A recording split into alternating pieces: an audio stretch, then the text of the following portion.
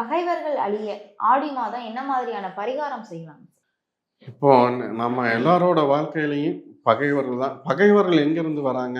வெளியில இருந்துலாம் யாரும் வர்றது கிடையாது. நம்ம கூட இருக்கவங்க தான் நமக்கு பகைவர்கள் ஆறாங்க, துரோகி ஆறாங்க. அதனால நம்ம சுத்தி இருக்கவங்ககிட்ட தான் நம்ம கவனமா இருக்க வேண்டியிருக்கு. வெளியாட்கள்கிட்ட கவனமா இருக்கோமோ இல்லையோ, நம்ம கூட இருக்கவங்ககிட்ட தான் நம்ம கவனமா இருக்கணும். இந்த பகைவர்கள் யாருக்கெல்லாம் வராங்க அப்படிங்கிறத விட, இப்ப யாரெல்லாம் பாதிக்கப்பட்டிருக்காங்க அப்படின்னு பார்த்தாக்கா, நிறைய பேர் வந்து ஒரு சிலர் வந்து நம்பி பணம் குடுத்துருப்பாங்க. ஒரு சிலர் வந்து நம்பி சொத்த குடுத்துருப்பாங்க. ஒரு சிலர் வந்து நம்பி நிறைய விஷயங்கள் அவங்க சம்மந்தப்பட்ட அனைத்து விஷயங்களும் குடுத்தாங்க. ஒரு சிலர் நம்பியே தன்னையே குடுத்துருப்பாங்க.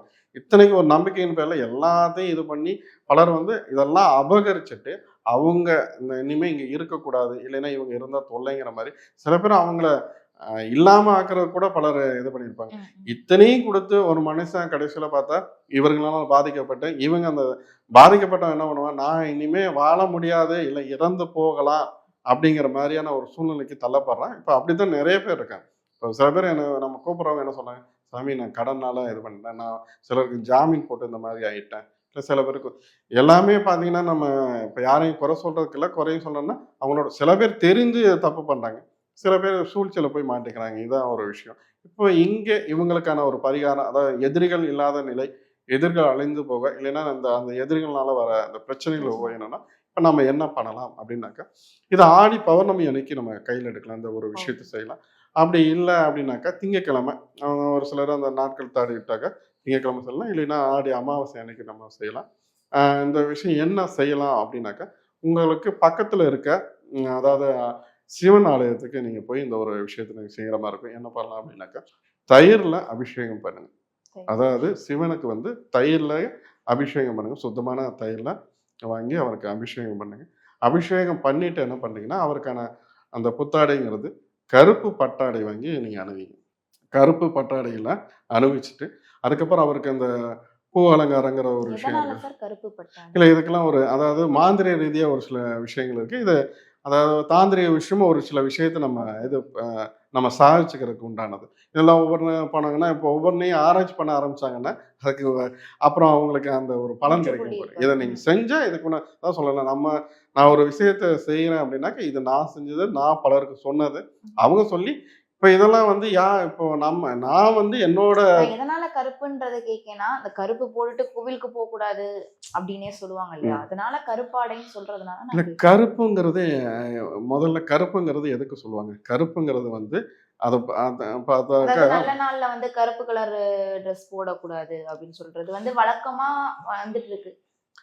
ம். கருப்புங்கிறது ஒரு உயிர் எங்க இருந்து ஜீவிக்கிறது? கருப்புங்கிறது கருவறையில இருந்து கருவறைக்குள்ள தான் இருந்து தான். ஜீவிக்கிறது. நீங்க சாமி கும்பிட போகணும்னா, ஒரு கருவறையில இருக்கிற சாமிய தான் நம்ம இது பண்றோம். இதெல்லாம் பண்றோம். அதாவது ஒரு சிலர் நமக்கு தேவைன்னா நம்ம இப்படியும் பேசுவோம். தேவையில்லைன்னா அப்படின்னு பேசுவோம். கருப்புக்குன்னு தாத்பரியம் நெறைய இருக்கு. அந்த மையே பார்த்தீங்கன்னா கருப்புல தான் இருக்கும். ம். இந்த கருப்புங்கிறதுக்கு நிறைய அதாவது அமானுஷ்யமான சக்தி இருக்கு. ம். அதுக்குள்ள நிறைய விஷயங்கள் ஆழ்ந்து கிடக்கிறது. அதுக்குள்ள என்ன பேசலாம், அந்த கருப்பு சார்ந்தே நம்ம ஒரு அத டாபிக்கே பேசலாம். ம். இப்ப நீங்க பேசினக்காண்டி நான் அது சார்ந்தே நம்ம ஒரு சில விஷயத்த பேசலாம். ம். இந்த கருப்பு ஆடை இப்ப மாந்திரிகள் இப்ப போறாங்க இல்லையா? மாந்திரிகள்ல நீங்க பார்த்தீங்கன்னாக்க, அந்த துர்மாந்திரிகளா இல்லன்னா மாந்திரீக வேலை செய்றவங்க என்ன பண்ணுவாங்கன்னா, கருப்பு ஆடை தான் அணிஞ்சிருப்பாங்க. ம். ம். இல்ல காளிய அந்த இது பண்றவங்க, ஒரு சில விஷயத்த அடக்கி ஆளணும்னு நினைக்கிறவங்க, இல்ல கருப்பு. எதிரிக்கு ஒரு சில தொந்தரவு குடுக்கணும்னு நினைக்கிறவங்க, கருப்பு தான் பயன்படுத்துவாங்க. இப்போ மயானத்துக்கு நான் போறேன்னா, அங்க நான் கருப்பு ஆடை தான் நான் அணிவிச்சிருப்பேன். இங்க ம். மயானத்துல நான் கீழ போட்டிருக்க விரிப்பும் கூட கருப்பு தான். அப்போ இங்க கூட்டி கழிச்சு பார்த்தீங்கன்னா, உங்களுக்கு சரியான ஒரு இது கிடைக்கும். அப்போ இந்த கருப்பு பட்டாடை நீங்க அவருக்கு சிவனுக்கு நீங்க அணிவிச்சுட்டு, எனக்கு கருவூமத்தி பூ இருக்கு இல்லையா? இந்த ம். கருவூமத்தி பூவ மாலையாக்கி அவருக்கு இட்டு, நீங்க என்ன பண்ணலாம் அப்டின்னாக்கா, அடுத்து அவருக்கு ஒரு நெய்வேத்தியம்னு ஒண்ணு வேணும் இல்லையா? நீங்க கண்டிப்பா. உங்க விருப்பப்படி நீங்க அ வ தலவாழை இலை போட்டு, நீங்க அவல் பொரிக்கடலை, நீங்க இதெல்லாம் எல்லாம் நீங்க வச்சுக்கங்க. இது போக அவருக்கான அன்னைக்கு தாத்பரியம் என்னன்னா, ஒரு முக்கியமான ஒரு படையல் என்ன, அவருக்கான நெய்வேத்தியம் என்னன்னாக்கா, மூங்கில் அரிசி. மூங்கில் அந்த பச்சை அரிசி இருக்குல்லையா? இந்த ம். அரிசியில நீங்க என்ன பண்றீங்கன்னா, பாயாசம் வச்சு அந்த விஷயம் நீங்க அவர்கிட்ட நீங்க யாரால பாதிக்கப்பட்டீங்களோ, ஆனா இது நல்ல நல்ல ஒரு விஷயத்துக்கு மட்டும் பண்ணுங்க. நீங்க உண்மையிலேயே பாதிக்கப்பட்டிருக்கீங்க. உங்க சைடுல நியாயம் இருக்குன்னா மட்டும் இந்த விஷயத்த செய்யுங்க. ம். ம். நீங்க அவர்ட்ட உங்களோட கோரிக்கைய வைங்க. கண்டிப்பா உங்களோட கோரிக்கை செவி சாய்ப்பா, ம். உங்களோட எதிரி குறைஞ்சபட்சம் ஒரு 42 நாள்ல அவருக்கான தண்டனை கிடைக்கும். இல்லைன்னா அந்த பிரச்சனையோட வீரியம் குறையும். அந்த பிரச்சனையும் நீங்கும். நீங்க தினமும் அதிகாலையில பிரம்ம முகூர்த்தத்துல நீங்க விளக்கேத்தி, இல்லைன்னா திங்கட்கிழமை சிவனுக்கு விளக்கேத்தி நீங்க என்ன பண்ணலாம்னா, நீங்க என்ன பண்ணீங்கன்னா, நீங்க இப்ப அங்க வழிபாடு செஞ்சுட்டு இருக்கும்போதே, திருவாசகத்த அங்க உட்கார்ந்து நீங்க இந்த அபிஷேகம் இதெல்லாம் நீங்க நடந்துட்டு இருக்கும்போதே, நடக்கும். திருவாசகத்த பாராயணம் பண்ணுங்க. நீங்க ஒவ்வொரு திங்கட்கிழமையும் இந்த ஒரு விஷயத்த கையில எடுத்து செய்யலாம். அதிகாலையில நீங்க திருவாசகத்த பாராயணம் செய்யுங்க. ஆ அது போக நீங்க கோளறு பதிகத்தையும், திருஞான சம்பந்தர் அருளிய கோளறு பதிகம், அதாவது நவகிரகங்கள் பாதிப்பு இருக்கிறவங்க, இல்ல பிரச்சனைகள்ல வீரியம் அதிகம் இருக்கவங்க, கோளறு பதிகத்தை திருவாசகம் மாரி ஒரு பெரிய அற்புதமான ஒரு விஷயம் இந்த உலகத்துல எதுவுமே கிடையாது. அத பாராயணம் சொல்லலாம். அது கூட உங்களோட இந்த பலருக்கும் இன்னல்கள், பிரச்சனை எங்க அந்த நவகிரகங்களால தான் வருது. அதுக்கான ஒரு சொல்யூஷன் என்னன்னா, திருஞான சம்பந்தர் அருளிய இந்த கோளறு பதிகங்கிற ஒரு விஷயத்த நீங்க கையில எடுத்து செய்யலாம். உங்களுக்கான உங்களோட வாழ்க்கையில இருக்க அந்த எதிரிகள் தொல்லை, உங்களோட துயரங்கள் நீங்கி நிம்மதியான வாழ்வு பிறக்க ஒரு சிறந்த அருமருந்தா இருக்கும். அதாவது பகைவர்கள் அழிய சிவன் கோவிலுக்கு போய் வழிபடணும் அப்படின்னு சொன்னீங்க சார்.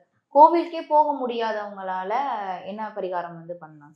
எந்த இல்ல மாதிரியான பரிகாரம் பண்ணா அவங்களுக்கு பகைவர்கள் இப்போ அழிவாங்க? கோயிலுக்கு போய் இந்த ஒரு விஷயத்த செஞ்சா இந்த மாதிரியான ஒரு விஷயம் கிடைக்கும் அப்படின்னு நம்ம சொல்லியிருக்கோம். சிலருக்கு வந்து அந்த பொருளாதார நெருக்கடியோ, மத்த ஒரு சில விஷயங்கள்னால கூட நம்ம போக முடியல அப்படிங்கிற ஒரு காரணம் இருக்கு. இப்ப அவங்க என்ன மாதிரியான ஒரு விஷயத்த கையில எடுக்கலாம்?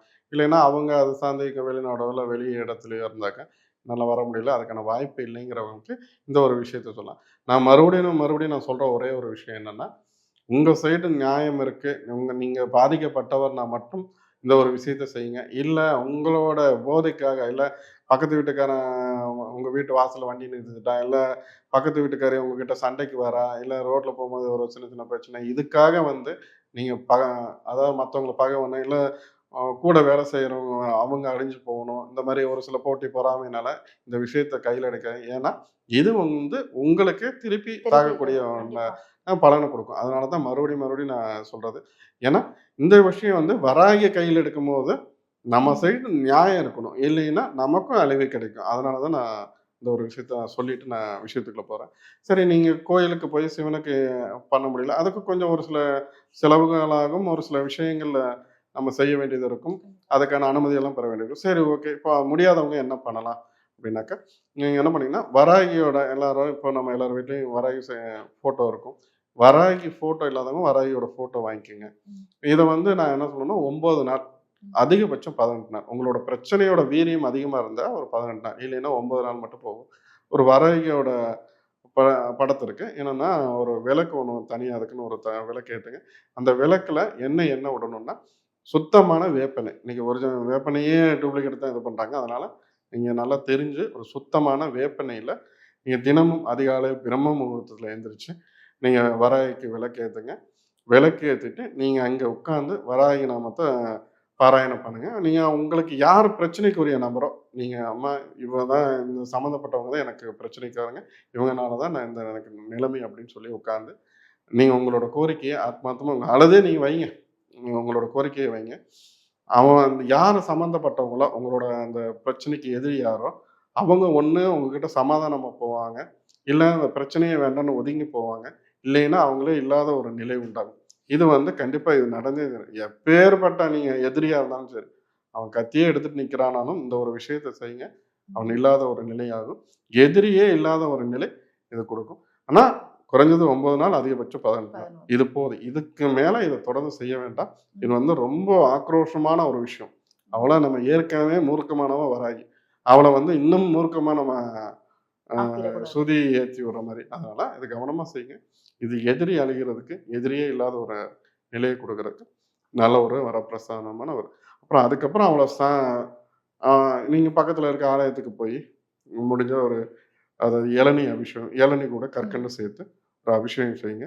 இதோட அந்த அதனால இருக்க அந்த கோபதாபங்கள் குறையும்.